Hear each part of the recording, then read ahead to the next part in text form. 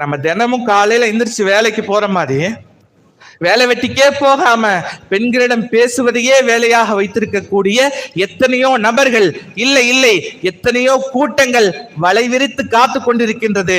வருத்தம் என்னவென்று சொன்னால், சில பெண்கள் தவறாக அந்த வலையிலே விழுந்து விடுகிறார்கள், பல பெண்கள் சரியாக அந்த வலையிலே விழ வைக்கப்படுகிறார்கள் என்பதுதான் நிதர்சனமான உண்மை.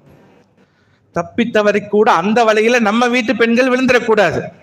பூனையை விரட்டுறதை விட பாலை மூடி வைப்பது சிறந்தது என்பதாக சொல்லுவாங்க.